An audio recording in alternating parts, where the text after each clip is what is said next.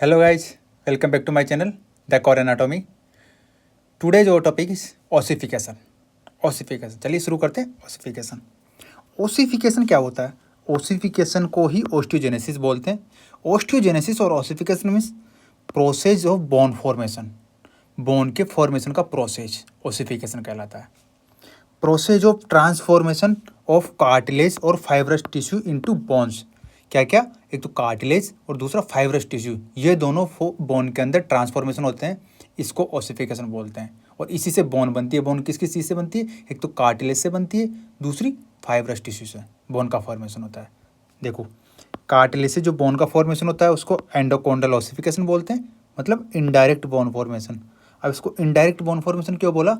क्योंकि क्या होता है ना, बोन फॉर्मेशन डायरेक्ट उसको बोलते हैं जो फाइब्रस टिश्यू या कोई से टिश्यू से बोन का फॉर्मेशन हो रहा हो, लेकिन इससे पहले कार्टिलेज का फॉर्मेशन होता है और कार्टिलेज के बाद में कार्टिलेज से बोन का फॉर्मेशन होता है, इसलिए इसको इनडायरेक्ट बोन फॉर्मेशन बोला, एंडोकोंडल ओसिफिकेशन.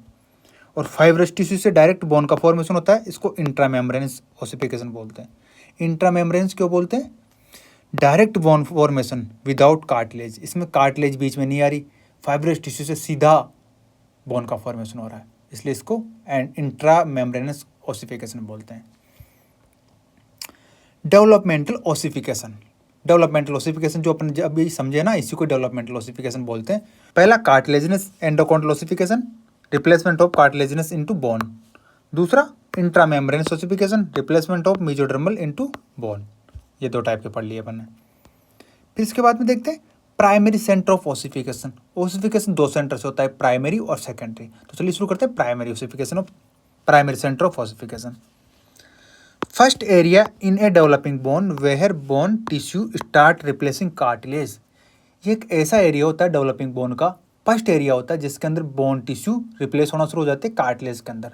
इसको प्राइमरी सेंटर ऑफ ओसिफिकेशन बोलते हैं. Appear during intrauterine life. Intrauterine मतलब बर्थ से पहले ही स्टार्ट हो जाता है, फीटल लाइफ में स्टार्ट हो जाता है. ये प्राइमरी. अब देखना यहाँ पे ध्यान से सुनना, आप प्राइमरी और सेकेंडरी में कितना डिफरेंस है, ये एग्जाम में पूछ लिए जाते हैं. तो प्राइमरी सेंटर क्या होता है? First area in developing bone where bone tissue start replacing cartilage. First area जिसके अंदर बोन टिश्यू स्टार्ट हो जाते हैं कार्टिलेज के अंदर रिप्लेस होना.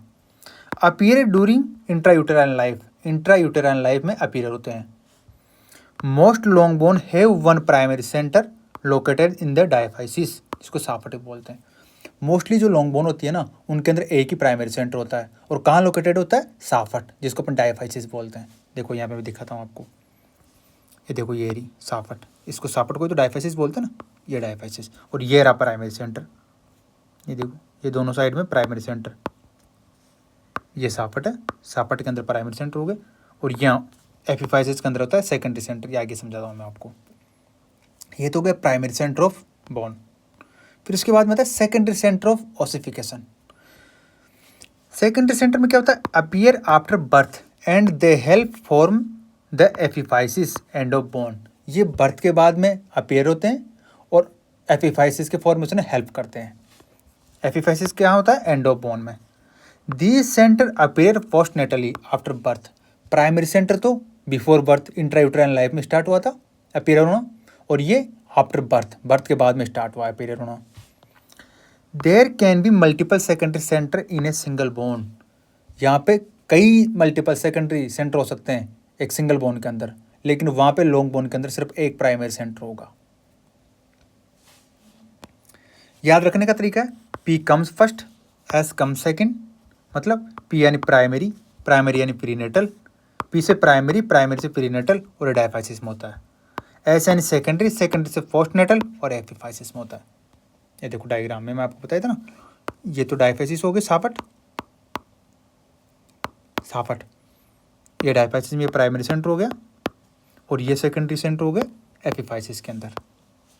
यहाँ पे होते हैं सेकेंडरी सेंटर. अब सेकेंडरी सेंटर कितनी भी हो सकते हैं, दो भी हो सकते हैं, दो से ज़्यादा भी हो सकते हैं, लेकिन प्राइमरी सेंटर साफट एक ही होती है, तो उसके अंदर एक ही प्राइमरी सेंटर होंगे डायफाइसिस के अंदर. फिर इसके बाद में आता है एपोफाइसिस. एपोफाइसिस क्या होता है? Growth area where tendons attach. Growth area होते हैं बोन्स के अंदर जिसके अंदर टेंडन अटैच होते हैं वहाँ पे, तो इसको एपोफाइसिस बोलते हैं. इसी के साथ अपना ओसिफिकेशन खत्म होता है और अपना नेक्स्ट चैप्टर रहेगा parts of growing young bone.